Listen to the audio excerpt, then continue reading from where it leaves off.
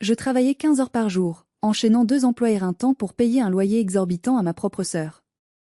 Je me privais de nourriture, je portais des chaussures trouées dans la neige, tout cela pour qu'elle puisse vivre sa meilleure vie. Je pensais que c'était mon devoir, ma croix à porter après la mort de nos parents. Jusqu'à ce que ma grand-mère, d'une simple phrase, fasse exploser mon monde en morceaux.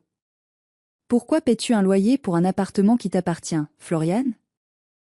Le silence qui a suivi a été plus violent qu'un cri. Ma sœur a blêmi. Et moi, j'ai senti le sol se dérober sous mes pieds.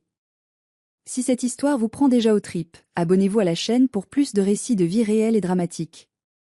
Avant de plonger dans ce cauchemar familial, j'aimerais savoir d'où vous m'écoutez aujourd'hui. Dites-moi dans les commentaires votre ville ou votre pays, et quelle heure il est chez vous en ce moment même. J'adore lire vos réponses, cela me donne l'impression que nous sommes tous assis autour de la même table. Tout a commencé, ou plutôt, tout s'est terminé, lors d'un dimanche de novembre particulièrement gris à Besançon. Dehors, le vent sifflait contre les volets de notre appartement ancien, un son lugubre qui accompagnait mes hivers depuis 3 ans. À l'intérieur, l'air était lourd, saturé par l'odeur du pot-au-feu que je faisais mijoter depuis l'aube, et par une tension palpable que l'on pouvait couper au couteau. Je m'appelle Floriane, j'ai 26 ans, et ce jour-là, mes mains tremblaient en servant la soupe. Ce n'était pas seulement à cause de la fatigue, bien que je vienne de terminer une semaine de 70 heures entre la mise en rayon au supermarché et mon poste d'assistante en pharmacie. C'était une vibration nerveuse, une angoisse permanente qui ne me quittait plus dès que je franchissais le seuil de cet appartement. Mélanie, ma sœur aînée de 6 ans, était assise en bout de table, la place du chef de famille. Elle pianotait frénétiquement sur son téléphone, sans doute pour poster une nouvelle photo sur Instagram. Elle portait un pull en cachemire crème qui coûtait probablement plus cher que tout ce que je possédais, et ses ongles étaient parfaitement manucurés, d'un rouge agressif. Elle n'avait pas levé les yeux quand j'avais posé la soupière brûlante devant elle. À sa droite, il y avait Mamie Lucette. Ma grand-mère paternelle, âgée de 78 ans, avait fait le voyage depuis son village dans le Jura pour nous voir. C'était une femme petite mais robuste, avec des yeux vifs qui ne rataient rien. Elle mangeait en silence, observant Mélanie avec une expression indéchiffrable, un mélange de tristesse et de sévérité. Le bœuf est un peu dur, Floriane a lâché Mélanie sans me regarder, repoussant son assiette avec une grimace de dégoût. Tu as pris de la viande premier prix encore? J'ai baissé la tête, fixant mes mains gercées par le froid et les produits d'entretien. C'est ce que j'ai pu trouver avec le budget course, Mélanie. La viande a beaucoup augmenté. Toujours des excuses, a-t-elle soupiré dramatiquement, en prenant une gorgée de son vin rouge, un grand cru qu'elle s'était acheté pour se détendre. Si tu gérais mieux tes finances, on mangerait autre chose que de la semelle. Mamie Lucette a posé sa fourchette avec un bruit sec qui a résonné comme un coup de feu dans la salle à manger. Elle n'a rien dit sur la viande. Son regard s'est déplacé lentement vers le petit buffet près de la télévision, où traînait une pile de courriers que je n'avais pas eu le temps de ranger. Au sommet de la pile, bien visible, se trouvait mon relevé bancaire que j'avais sorti pour vérifier si mon virement était bien passé. Mélanie, a dit Mamie Lucette d'une voix calme, trop calme. Ma sœur a levé les yeux, agacée d'être interrompue dans sa navigation sur les réseaux sociaux. Quoi, Mamie? Je regardais les papiers de Floriane tout à l'heure, continua ma grand-mère. J'ai vu le virement mensuel qu'elle te fait. 1200 euros. C'est une somme considérable. Mélanie a eu un petit rire nerveux, remettant une mèche de cheveux derrière son oreille. C'est Besançon, mamie. La vie est chère. Il faut bien payer les charges, l'entretien, les taxes. Tu sais comment c'est compliqué de gérer un bien immobilier de nos jours. Je m'occupe de tout pour qu'elle n'ait pas à s'en soucier. C'est drôle, a répondu mamie, en plongeant sa main dans son grand sac à main posé à ses pieds. Parce que j'ai toujours cru que cet appartement était différent. Je ne comprenais pas où elle voulait en venir. Mon cœur battait la chamade. Mélanie, elle, a cessé de sourire. Elle a posé son téléphone, l'écran tourné vers la table. Floriane a repris mamie en se tournant vers moi, ses yeux bleus plantés dans les miens. Pourquoi paies-tu un loyer pour un appartement qui t'appartient? Le temps s'est arrêté. Le bruit du vent dehors a disparu. Il n'y avait plus que cette question, flottant au-dessus du pot-au-feu refroidi. Pardon? Ai-je bégayé, ma voix se brisant. Je ne comprends pas. C'est l'appartement de la famille. Mélanie gère la SCI, je paie ma part pour rembourser les dettes de papa et maman. Quelle dette? A tranché mamie. Mélanie s'est levée brusquement, sa chaise raclant le parquet avec un bruit strident. Ça suffit. Mamie, tu es fatiguée, tu confonds tout. On ne va pas parler de paperasse à table, c'est vulgaire. Mais c'était trop tard. J'ai vu le visage de ma sœur. Ce n'était pas de l'agacement. C'était de la terreur pure. Et pour la première fois en 3 ans, un doute glacial, plus froid que l'hiver de Besançon, s'est insinué dans mes veines. Pour comprendre comment j'ai pu être aussi aveugle, il faut remonter 3 ans en arrière. J'avais 23 ans et ma vie était sur le point de commencer. Je venais d'obtenir mon diplôme, j'avais des rêves, de l'espoir. Et puis, un coup de téléphone a tout effacé. Mes parents. Un accident de voiture sur l'autoroute A36. Une nuit pluvieuse, un camion qui dérape. Ils sont morts sur le coup. Le monde est devenu gris. Je me souviens des jours qui ont suivi comme d'un brouillard épais et cotonneux. Je ne mangeais plus, je ne dormais plus. J'étais la petite dernière, celle qui avait toujours été protégée, couvée. Sans eux, je me sentais comme un enfant perdu dans une forêt sombre. C'est là que Mélanie a pris les commandes. Elle avait 29 ans à l'époque. Elle a toujours été la forte, la brillante, celle qui savait quoi faire. Alors que je m'effondrais en larmes à la morgue, elle signait des papiers, organisait la cérémonie, choisissait les fleurs. Je l'admirais tant. Je me disais, heureusement qu'elle est là. Sans elle, je mourrais. Une semaine après l'enterrement, nous étions assises dans ce même salon. J'étais enroulée dans une couverture, les yeux gonflés. Mélanie a posé une pile de dossiers devant moi. Elle avait l'air grave, accablée. Flo, ma chérie, il faut qu'on parle, m'avait-elle dit en me prenant la main. La situation est compliquée. Compliquée? Papa et maman ne nous ont pas tout dit. Ils avaient des dettes. L'appartement, la société immobilière, tout est hypothéqué. La banque veut saisir l'appartement. La panique m'a saisie. C'était la maison de notre enfance, le seul lien tangible qui me restait avec eux. On ne peut pas le perdre. Avais-je crié? Je sais, m'avait-elle rassurée en me serrant dans ses bras. J'ai un plan. J'ai vu le notaire. Si je reprends la gérance totale de la SCI et que nous payons chacune une mensualité pour couvrir le prêt et les charges, on peut le sauver. Mais il faut faire vite. Les huissiers ne vont pas attendre. Elle m'a tendu un stylo. C'est 1200 € par mois, Flo. Je sais que c'est beaucoup. Je paierai la même chose de mon côté. On se serre à les coudes. C'est ce que maman aurait voulu. 1200 €. C'était énorme. C'était plus que ce que je gagnais à l'époque avec mon petit boulot d'été. Mais l'idée de perdre la maison était insupportable. Et surtout, je faisais confiance à ma sœur. Elle était mon sang. Elle pleurait avec moi. Comment aurais-je pu imaginer qu'elle me regardait droit dans les yeux en mentant? Signe ici, avait-elle dit doucement, pointant une ligne au bas d'un document dense et incompréhensible rempli de jargon juridique. C'est juste une procuration pour que je puisse gérer les comptes et parler à la banque à ta place. Pour te protéger. J'ai signé. Ma main tremblait, mais j'ai signé. J'ai signé mon arrêt de mort financière. J'ai signé pour devenir son esclave. Dès le mois suivant, j'ai emménagé avec elle. J'ai abandonné mon projet de partir travailler à Lyon. Je devais rester à Besançon, trouver n'importe quel travail, vite, pour payer ma part.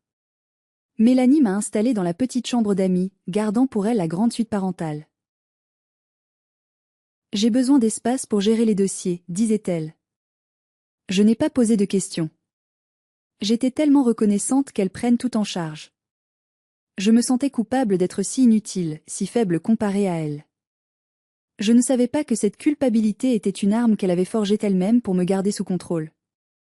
J'avais signé un pacte avec le diable, et le diable portait le visage de ma propre sœur. Ma vie est devenue une course contre la montre, une lutte perpétuelle pour la survie. À Besançon, les hivers sont rudes et les collines sont raides. Chaque matin, mon réveil sonnait à 3h45. Dehors, il faisait nuit noire, souvent il gelait à pierre fendre.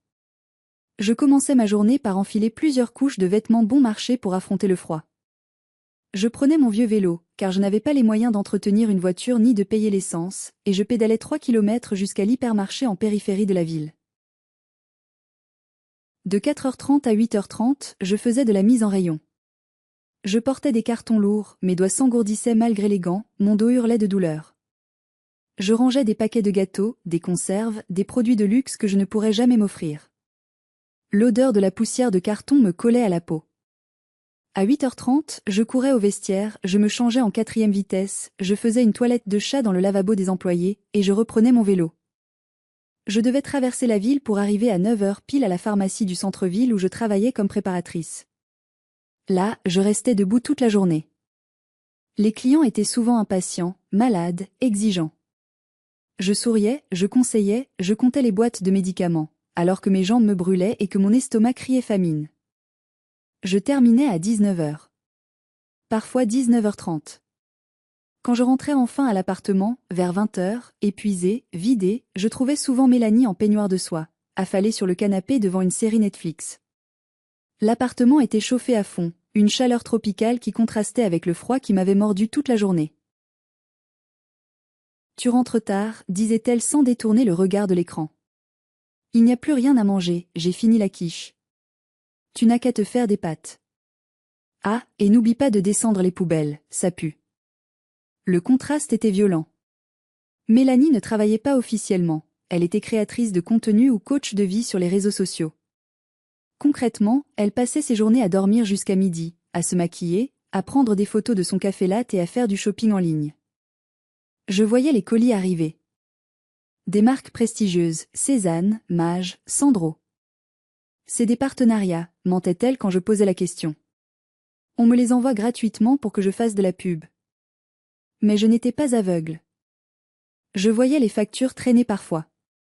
Je voyais le frigo rempli de fromage affiné, de saumon fumé, de macarons la durée. Des choses qu'elle m'interdisait de toucher. C'est pour mon travail, pour les photos, disait-elle. Touche pas à ça. Moi, je mangeais les yaourts en date courte que je récupérais à moitié prix au supermarché. Je portais le même manteau depuis 4 ans, dont la doublure était déchirée. Chaque euro que je gagnais partait dans ce virement mensuel, loyer et charges. 1200 €. Il me restait à peine 150 € pour manger et vivre tout le mois. Un soir, alors que je frottais le sol de la cuisine parce que Mélanie avait renversé du sirop et avait oublié de nettoyer, je l'ai entendue au téléphone avec une amie. « Oh non, je ne peux pas venir à Courchevel ce week-end. »« Quoique, attends. Ma petite sœur vient de recevoir sa prime de fin d'année. Je pense que je peux m'arranger. Elle est tellement mignonne, elle ferait n'importe quoi pour moi. » J'ai serré la serpillière si fort que mes jointures ont blanchi. Elle parlait de moi comme d'un animal de compagnie utile, une source de revenus inépuisable. J'ai eu envie de hurler, de jeter le seau d'eau sale à travers la pièce.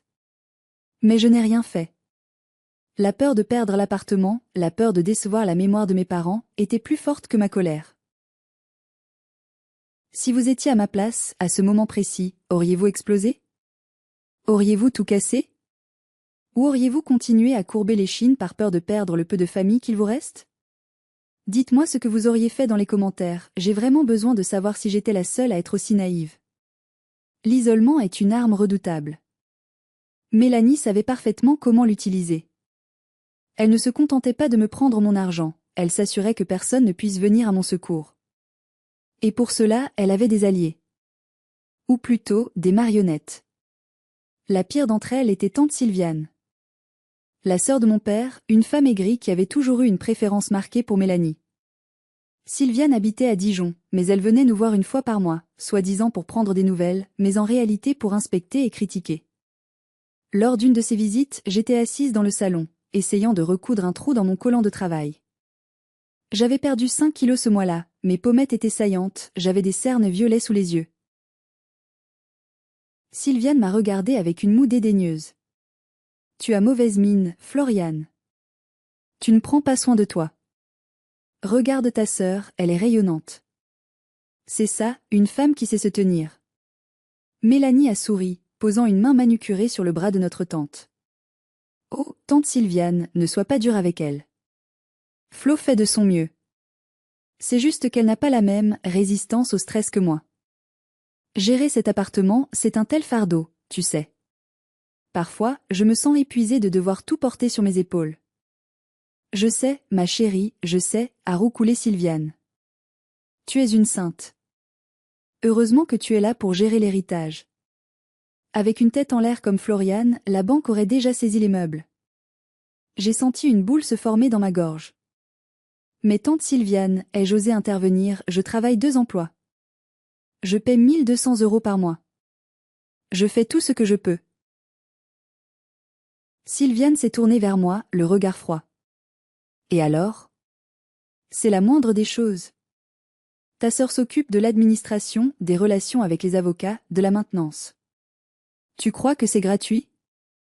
Tu crois que l'argent tombe du ciel? Tu devrais avoir honte de te plaindre alors qu'elle t'offre un toit. Tu es une ingrate, Floriane.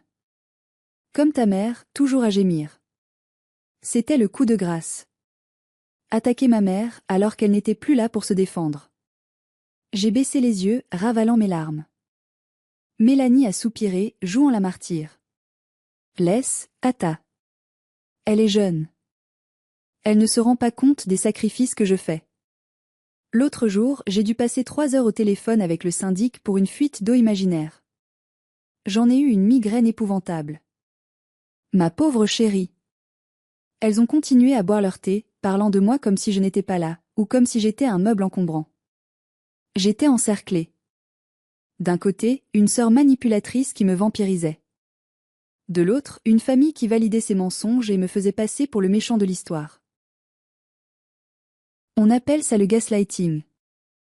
Elle me faisait douter de ma propre réalité. À force d'entendre que j'étais ingrate, faible et chanceuse d'être là, j'avais fini par le croire. Je me disais que peut-être, effectivement, je ne comprenais rien à la vie d'adulte. Que payer une fortune pour vivre chez soi était normal. Que la fatigue extrême était le prix à payer pour ma sécurité. Je me sentais seule au monde.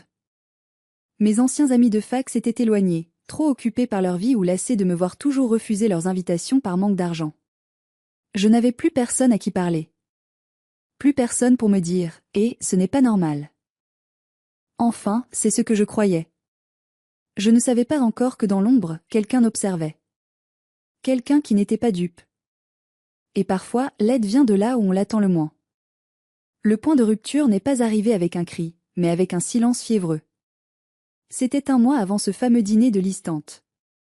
L'hiver à Besançon avait été particulièrement cruel cette année-là. À force de faire les trajets à vélo sous la pluie verglaçante et de travailler dans les courants d'air de l'entrepôt du supermarché, mon corps a lâché. Je me suis réveillée un matin avec une poitrine en feu. Je ne pouvais plus respirer sans douleur. J'avais 40 de fièvre. Je tremblais tellement que mes dents s'entrechoquaient. J'ai essayé de me lever pour aller travailler, mais mes jambes se sont dérobées. Je suis tombée lourdement sur le parquet. Mélanie a ouvert la porte de ma chambre, non pas pour m'aider, mais parce que le bruit l'avait réveillée. « Qu'est-ce que tu fabriques ? » Il est 5 heures du matin. Je suis malade, Mélanie. Je crois que j'ai une pneumonie. Je ne peux pas aller travailler. Elle m'a regardé avec agacement, croisant les bras sur sa robe de chambre en soie. Super. Et comment tu vas payer ta part si tu ne travailles pas ? On est le 25 du mois, le virement doit partir dans 5 jours. S'il te plaît, ai-je soufflé. J'ai besoin de voir un médecin. J'ai besoin de médicaments. Est-ce que je peux te payer un peu moins ce mois-ci ? Juste 200 € de moins ? Je te rembourserai le mois prochain, promis. Son visage s'est durci. L'expression de dégoût qu'elle a affichée m'entra toujours. Tu plaisantes ? Tu crois que la banque en a quelque chose à faire que tu aies la grippe ? Si le virement n'est pas complet, ils saisissent l'appartement. Floriane. Tu veux qu'on se retrouve à la rue ? C'est ça que tu veux ? Après tout ce que j'ai fait pour toi ? Mais je n'ai plus rien. J'ai dû payer la réparation du vélo, débrouille-toi. A-t-elle hurlé. Vends tes affaires, fais des heures sup, je m'en fiche. Mais je veux les 1200 € sur mon compte le premier. Sinon, tu dégages. Je trouverai un colocataire qui paie, lui. Elle a claqué la porte. Je suis restée là, sur le sol, à pleurer de rage et d'impuissance. J'étais malade à crever, et sa seule préoccupation était son argent. Ce jour-là, j'ai dû faire un choix terrible. Je n'avais pas l'argent. Je ne pouvais pas travailler. J'ai ouvert ma petite boîte à bijoux. À l'intérieur, il y avait une fine chaîne en or avec un petit pendentif en saphir. C'était le cadeau de maman pour mes 18 ans. C'était mon bien le plus précieux. Je me suis traînée jusqu'au centre-ville, brûlante de fièvre, sous la neige. Je suis entrée chez un achat or. Le type derrière le comptoir a pesé le bijou sans émotion. 250 €. C'est le cours du jour. J'ai pris l'argent. J'ai senti une partie de mon âme mourir ce jour-là. J'ai sacrifié le souvenir de ma mère pour nourrir la cupidité de ma sœur. Je suis rentrée, j'ai fait le virement. J'ai passé les 3 jours suivants au lit, sans médicaments, à boire de l'eau du robinet et à prier pour ne pas mourir. Le surlendemain, alors que la fièvre commençait à peine à baisser, j'ai reçu une notification sur mon téléphone.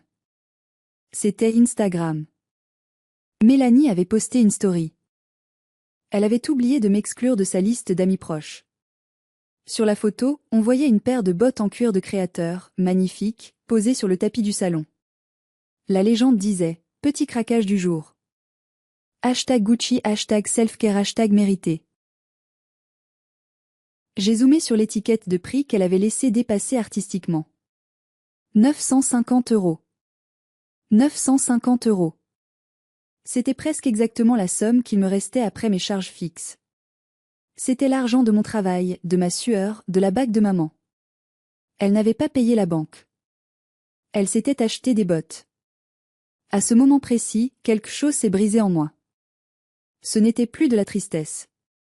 Ce n'était plus de la peur. C'était une haine froide, lucide. Je n'étais plus sa sœur. J'étais sa proie. Et la proie venait de se réveiller. Mais je ne savais pas encore à quel point le mensonge était profond. Je pensais qu'elle volait mon argent pour des extras. Je n'imaginais pas que tout, absolument tout, n'était qu'une vaste pièce de théâtre. Le doute est comme une fissure dans un barrage. Une fois qu'elle apparaît, l'eau finit toujours par tout emporter. Après l'épisode des bottes Gucci, je n'ai plus regardé ma sœur de la même façon. Je l'observais. Je notais ses horaires, ses dépenses, ses mensonges. Mais il me manquait une preuve concrète. C'est Monsieur Chapuis, notre voisin du dessous, qui m'a tendu la clé sans le savoir. Monsieur Chapuis est un veuf retraité de la SNCF, un homme bourru mais gentil, qui passe ses journées à surveiller les allées et venues de l'immeuble. Un matin, alors que je sortais les poubelles, encore une corvée que Mélanie jugeait indigne d'elle, il m'a intercepté dans le hall. « Ah, mademoiselle Floriane. Je suis content de vous voir. Dites donc, ça fait un bail qu'on ne vous voit plus aux assemblées générales de la copropriété. » J'ai froncé les sourcils. Les assemblées générales ? Mélanie m'a dit qu'il n'y en avait pas eu depuis 2 ans à cause des problèmes de gestion du syndic. Monsieur Chapuis a écarquillé les yeux, ajustant ses lunettes. Comment ça ? On en a eu une le mois dernier. Votre sœur y était. Elle a même voté contre la réfection de la toiture. D'ailleurs, c'est dommage, car avec le trop-perçu de l'année dernière que le syndic a remboursé aux copropriétaires, on aurait pu le financer sans frais supplémentaires. Mon cœur a raté un battement. Trop-perçu ? Remboursé ? Bah oui. 1500 € par appartement. Le chèque a été envoyé le mois dernier. Votre sœur ne vous a rien dit ? Je suis restée figée, le sac poubelle à la main. 1500 € remboursés. Mélanie m'avait dit que les charges avaient augmenté et m'avait demandé 100 € de plus le mois dernier pour couvrir l'écart. Non seulement elle avait empoché le remboursement, mais elle m'avait volé davantage. Monsieur Chapuis, ai-je demandé d'une voix tremblante. Est-ce que vous savez si l'appartement est toujours au nom de la SCI de mes parents ? Il a eu l'air confus. La SCI ? Mais non, ma petite. Sur le procès-verbal de l'Assemblée, c'est marqué indivision ou quelque chose comme ça. Attendez, j'ai le papier chez moi.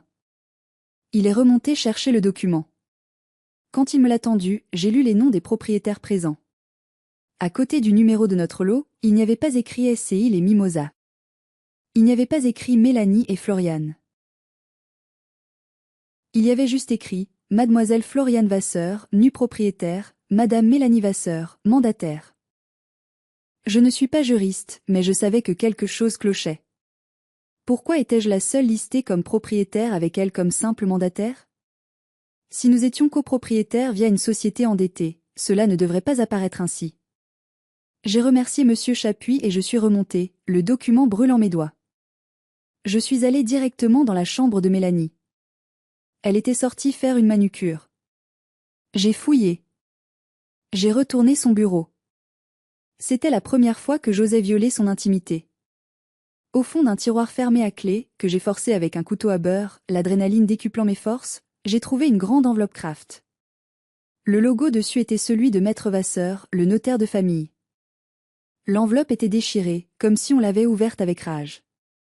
À l'intérieur, il y avait des lettres de relance. Non pas de la banque pour des dettes, mais du notaire. Mademoiselle Mélanie Vasseur, je vous rappelle que vous devez impérativement informer votre sœur de la clôture de la succession et lui remettre les titres de propriété. J'ai pris l'enveloppe. J'ai pris le procès-verbal du syndic. J'ai tout caché sous mon matelas. J'ai appelé mamie Lucette ce soir-là, en chuchotant depuis la salle de bain, le robinet ouvert pour couvrir ma voix. Mamie, je crois que Mélanie me ment. Surtout. À l'autre bout du fil, il y a eu un long silence. Puis la voix de ma grand-mère, ferme et glaciale comme l'acier. Ne dis rien, Floriane. Continue comme si de rien n'était. Je monte dimanche pour le déjeuner. On va régler ça. Prépare un pot-au-feu. On aura besoin de force. C'est ainsi que nous nous sommes retrouvés à ce dîner. Je savais que Mélanie mentait, mais je n'avais pas encore vu l'ampleur du désastre. Je ne savais pas que la réalité dépassait mes pires cauchemars. Retour au présent. La salle à manger silencieuse. Le vent dehors. Et mamie Lucette qui venait de dégoupiller la grenade. Quelle dette? Avait-elle demandé. Mélanie était debout, rouge de colère, mais ses yeux trahissaient une panique totale. Je t'ai dit de te taire, mamie. Tu ne connais rien aux affaires. Mamie Lucette s'est levée lentement. Malgré son âge et sa petite taille, elle paraissait immense à cet instant. Elle a ignoré les cris de Mélanie et a plongé à nouveau la main dans son sac. Elle en a sorti un dossier bleu, épais, relié par un ruban notarial. Je suis allée voir Maître Vasseur hier matin, avant de venir ici, a déclaré mamie d'une voix qui ne tremblait pas. Il était très surpris. Il pensait que Floriane avait reçu tous les documents il y a 3 ans. Il pensait que tout était clair. Elle a jeté le dossier sur la table. Il a atterri au milieu des assiettes de pot-au-feu avec un bruit sourd. Lisa, Floriane. À voix haute. J'ai tendu la main. Mélanie a essayé d'attraper le dossier avant moi. Ne touche pas à ça. C'est privé. Mais j'ai été plus rapide. J'ai ouvert la première page. C'était un acte de donation-partage. La date remontait à 5 ans. Mes parents étaient encore vivants. Je me suis mise à lire, ma voix gagnant en assurance à chaque mot. Par la présente, Monsieur et Madame Vasseur font donation, de leur vivant, de l'appartement 6-12 rue de la République à Besançon, à leur fille cadette, Mademoiselle Floriane Vasseur.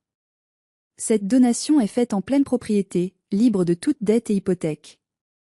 J'ai levé les yeux, le souffle coupé. Libre de toute dette. Pas de prêt. Pas d'hypothèque. J'ai continué à lire plus bas. À leur fille aînée, Mademoiselle Mélanie Vasseur, est attribuée la somme de 80 000 € issue de l'assurance vie, ainsi que le portefeuille d'actions.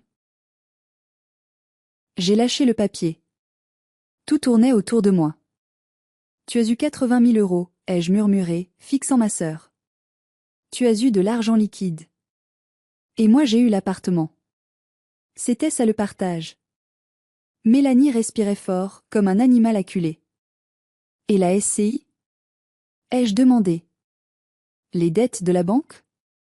Les 1200 € par mois? Mamie Lucette a répondu à sa place, implacable. La SCI a été dissoute il y a 4 ans, Floriane. Elle n'existe plus. Il n'y a jamais eu de dette bancaire sur cet appartement. Tes parents l'ont payé comptant il y a 20 ans. Le silence est revenu, mais cette fois, il était lourd de sens. Chaque pièce du puzzle s'emboîtait. Donc, ai-je articulé lentement, sentant la colère monter en moi comme une marée noire. Les 1 200 € que je te verse chaque mois depuis 3 ans, ce n'est pas pour la banque. Mélanie a détourné le regard. C'est pour toi, ai-je crié. C'est de l'argent de poche. Je paie un loyer pour vivre chez moi, et tu mets l'argent dans ta poche. J'ai tout dépensé. A-t-elle fini par hurler, abandonnant son masque de calme. Les 80 000 €, ils sont partis en un an. J'avais besoin de vivre, Floriane. Je ne suis pas comme toi, moi j'ai des standards. Je ne peux pas travailler à l'usine ou dans une pharmacie minable. Tu m'as volé. J'ai travaillé 15 heures par jour. J'ai vendu la bague de maman. J'ai mangé des périmés. Pendant que tu t'achetais des sacs Gucci avec MON argent. Je te protégeais. A-t-elle osé répliquer, le visage tordu par la haine. Tu es incapable de gérer quoi que ce soit. Si je ne t'avais pas fait croire qu'il fallait payer, tu aurais tout dilapidé. Je t'ai appris la valeur de l'argent. C'était tellement absurde, tellement pervers, que j'ai failli rire. Elle m'avait appris la valeur de l'argent en me volant plus de 40 000 € sur 3 ans. Mamie Lucette s'est approchée de Mélanie. Tu es une honte pour la mémoire de tes parents. Tu as abusé de la faiblesse de ta sœur en plein deuil. C'est criminel, Mélanie. C'est de l'abus de confiance. Mélanie a ricané. Et alors? Qu'est-ce que tu vas faire, la vieille? Appeler la police? C'est ma parole contre la sienne. J'ai une procuration signée. Elle a accepté de payer. Juridiquement, c'est une contribution aux charges du ménage. Elle se sentait intouchable.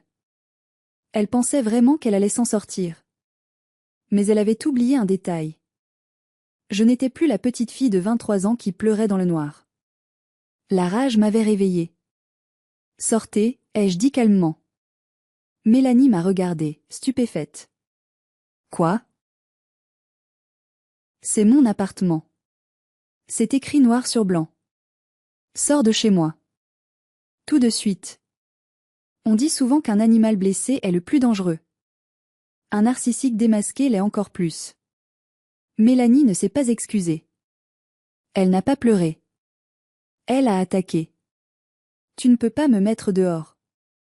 A-t-elle hurlé, renversant sa chaise. C'est mon domicile. La trêve hivernale commence dans une semaine, tu ne peux rien faire. Et puis j'ai des droits. Je t'ai nourri, je t'ai hébergé. Tu m'as hébergé chez moi. Ai-je répondu, ma voix tremblant de rage contenue. Et tu ne m'as pas nourri, j'ai payé chaque centime de la nourriture que tu as ingurgitée. C'est à ce moment-là que son téléphone a sonné. C'était tante Sylviane. Mélanie a décroché immédiatement, mettant le haut-parleur, cherchant désespérément un allié. Tata. Tata, aide-moi. Floriane est devenue folle. Elle et mamie essaient de me voler l'appartement. Elles veulent me jeter à la rue en plein hiver. La voix perçante de Sylviane a rempli la pièce. Floriane. Qu'est-ce que c'est que ces histoires? Tu n'as pas honte? Ta sœur s'est occupée de toi pendant 3 ans et c'est comme ça que tu la remercies? Passe-moi ta grand-mère. Mamie Lucette a pris le téléphone des mains de Mélanie avec une autorité surprenante. Sylviane, c'est Lucette. Ferme-la. Il y a eu un silence choqué à l'autre bout du fil. Jamais personne ne parlait comme ça à Sylviane. Ta nièce chérie a escroqué sa sœur de plus de 40 000 €, a continué mamie. Elle a falsifié la réalité sur l'héritage. J'ai les preuves sous les yeux. Alors si tu veux la soutenir, tu viens la chercher. Mais sache que si tu prends son parti, tu es complice d'abus de faiblesse. Et je n'hésiterai pas à te traîner devant le juge aussi. Elle a raccroché sans attendre la réponse. Mélanie nous regardait, les yeux écarquillés. Son soutien venait de s'effondrer. Mais elle n'avait pas dit son dernier mot. Je ne partirai pas, a-t-elle sifflé. Je vais m'enfermer dans ma chambre. Si tu touches à un seul de mes cheveux, je porte plainte pour violence. Et bonne chance pour me faire expulser sans procédure qui dure 2 ans. Elle a couru vers la chambre parentale, ma chambre, celle qu'elle occupait indûment et si est barricadée. On a entendu le verrou tourner. J'étais épuisée. L'adrénaline retombait, laissant place à une immense fatigue. Je me suis laissée tomber sur une chaise. Qu'est-ce qu'on fait maintenant, mamie? Elle a raison. La loi protège les occupants, même sans titre. Ça va prendre des mois. Mamie a souri, un petit sourire malicieux que je ne lui connaissais pas. Elle a sorti son propre téléphone. Maître Vasseur m'a expliqué quelque chose d'intéressant. Mélanie n'est pas locataire. Elle n'a pas de bail. Elle est occupante à titre gratuit ou plutôt occupante sans droit ni titre maintenant que tu révoques son hébergement. Mais surtout, elle a pointé le dossier. Il y a une clause dans la donation. Une clause d'interdiction d'aliéner et de jouissance exclusive. En gros, tes parents avaient prévu le coup. Si quelqu'un d'autre que toi occupe les lieux contre ton gré, cela peut être considéré comme une violation de domicile, surtout s'il y a abus de confiance avéré. On va aller au commissariat demain matin. Mais pour ce soir? Pour ce soir, a dit mamie en se levant pour débarrasser la table, on va lui rendre la vie impossible. C'est ton appartement, Floriane. L'électricité est à ton nom? Oui. L'Internet est à ton nom? Oui. Coupe tout. J'ai regardé ma grand-mère avec admiration. J'ai sorti mon téléphone, j'ai ouvert l'application de mon fournisseur d'énergie, et j'ai cliqué sur suspendre le service. Puis j'ai débranché la box Internet. 5 minutes plus tard, un hurlement a retenti depuis la chambre de Mélanie. Ma série. Il n'y a plus de Wi-Fi.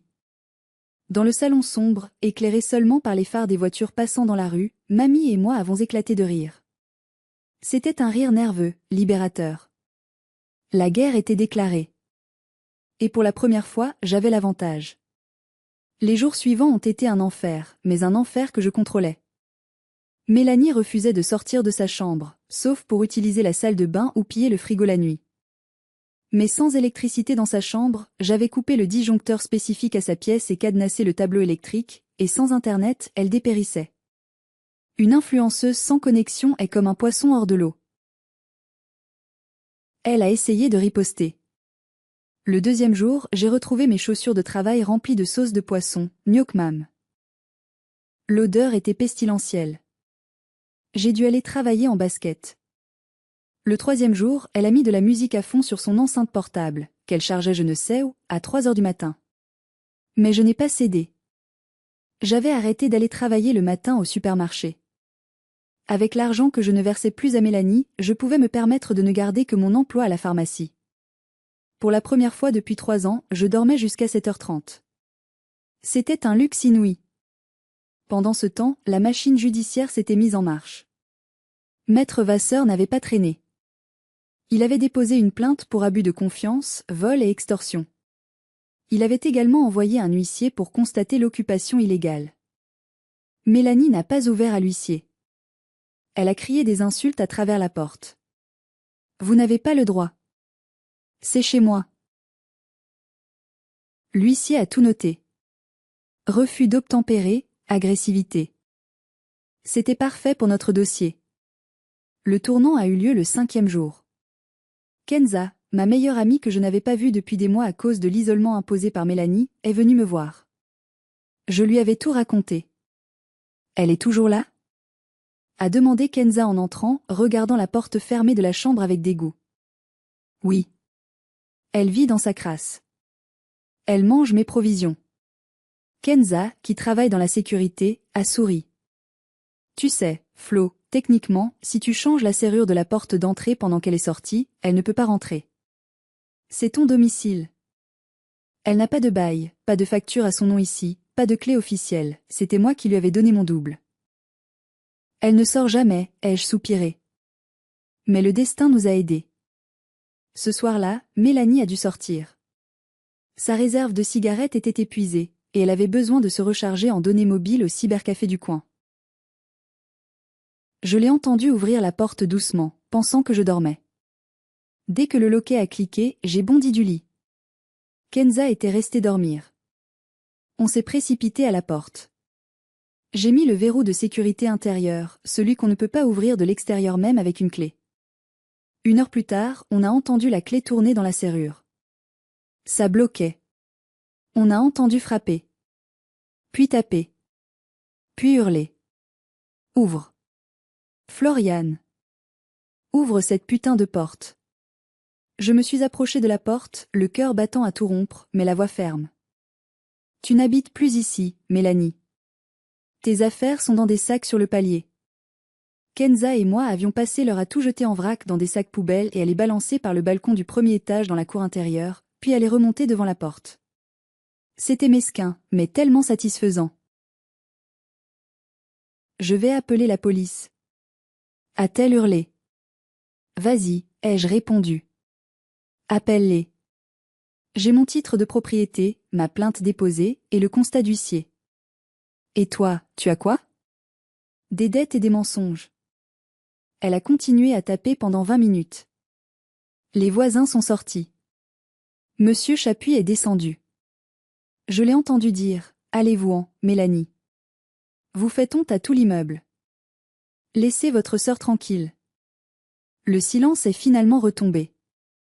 Elle était partie. Je pensais que c'était fini, mais Mélanie a tenté un dernier coup d'éclat. Elle n'a pas appelé la police, car elle savait qu'elle était en tort et qu'elle risquait la garde à vue pour l'abus de confiance. Elle est allée chez tante Sylviane. Le lendemain, mon téléphone a explosé de notifications. Mélanie avait posté une longue vidéo sur Facebook et Instagram, en larmes, sans maquillage pour faire plus vrai. Ma propre sœur m'a jetée à la rue en plein hiver. J'ai tout sacrifié pour elle après la mort de nos parents, et voilà comment elle me remercie. Je suis SDF. J'ai froid. J'ai faim. Les commentaires étaient horribles. Des inconnus m'insultaient, me traitaient de monstre. Comment peut-on faire ça à sa sœur, quelle ingrate. J'ai vacillé. L'opinion publique est une chose terrifiante. J'ai failli douter de moi. Est-ce que j'avais été trop dure? Mais mamie Lucette veillait. Ne réponds pas, a-t-elle dit. La vérité gagne toujours, mais elle prend l'escalier quand le mensonge prend l'ascenseur. Elle avait raison. 2 jours plus tard, la vérité a éclaté, mais pas comme je l'imaginais. Une des amies influenceuses de Mélanie, une fille avec qui elle était allée à Courchevel, a commenté sous la vidéo « Arrête ton cinéma, Mel. Tu nous as dit la semaine dernière que tu avais touché 80 000 boules d'héritage et que tu avais tout claqué en sac à main. Rends l'argent à ta sœur au lieu de pleurer. » Le vent a tourné instantanément. D'autres personnes ont commencé à témoigner. Des ex-petits amis à qui elle devait de l'argent. Des commerçants de Besançon qu'elle avait arnaqués. En parallèle, la police l'a convoquée. Suite à ma plainte, ils ont enquêté sur ses comptes. Ils ont découvert qu'elle avait ouvert des crédits à la consommation à mon nom, en imitant ma signature, pour un total de 15 000 €. C'était le coup de grâce. Mélanie n'était pas seulement une mauvaise sœur, c'était une délinquante.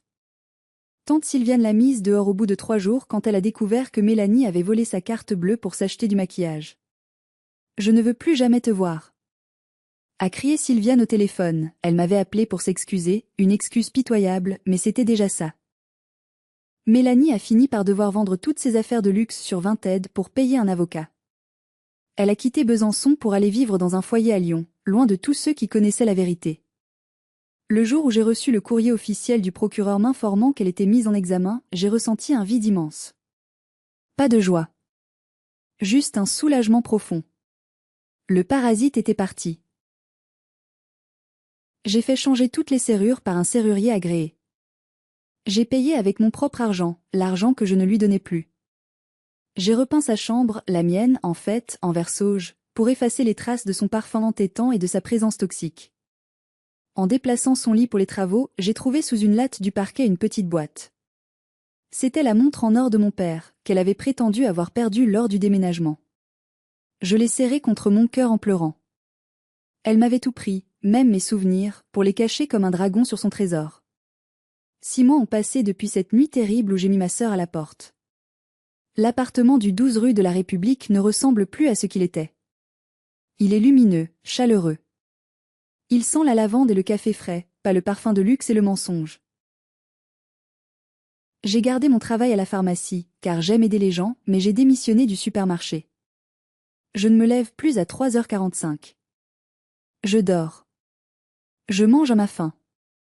J'ai repris du poids et mes joues ont retrouvé leur couleur. Mamie Lucette vient souvent me voir. On cuisine ensemble, on rit. Elle m'a dit l'autre jour, tes parents seraient fiers de toi, Florian. Tu as défendu ton foyer. C'était la seule validation dont j'avais besoin. Quant à Mélanie, je n'ai plus de nouvelles directes. Je sais par la famille qu'elle travaille comme serveuse dans un bar à Lyon. C'est ironique, non? Elle qui méprisait tant les petits boulots, elle est obligée de servir les autres pour survivre. Je ne lui souhaite pas de mal. Je souhaite juste qu'elle reste loin de moi. J'ai appris à pardonner pour ma propre paix, mais je n'oublierai jamais. Cette épreuve m'a appris une leçon brutale mais nécessaire, le sang ne fait pas la famille. La famille, ce sont les gens qui vous respectent, qui vous protègent et qui ne vous volent pas votre vie. J'ai aussi appris l'importance de vérifier les papiers, de poser des questions, de ne jamais signer aveuglément, même pour quelqu'un qu'on aime. Si vous vous sentez piégé dans une situation familiale toxique, si vous avez l'impression d'être exploité, écoutez cette petite voix en vous qui dit que ce n'est pas normal. N'attendez pas qu'il soit trop tard ou que votre santé s'effondre. Cherchez la vérité. Elle fait mal, mais elle libère. Merci infiniment d'avoir écouté mon histoire jusqu'au bout. C'était difficile de revivre tout ça, mais si mon expérience peut aider ne serait-ce qu'une personne à ouvrir les yeux, alors ça en valait la peine. Abonnez-vous à la chaîne et activez la cloche pour ne pas rater les prochaines histoires. Laissez un j'aime si vous soutenez mon combat pour la justice. Et surtout, dites-moi en commentaire, avez-vous déjà dû couper les ponts avec un membre de votre famille? Comment vous êtes-vous senti après? Je lirai chacun de vos messages avec attention. Prenez soin de vous, et ne laissez personne éteindre votre lumière.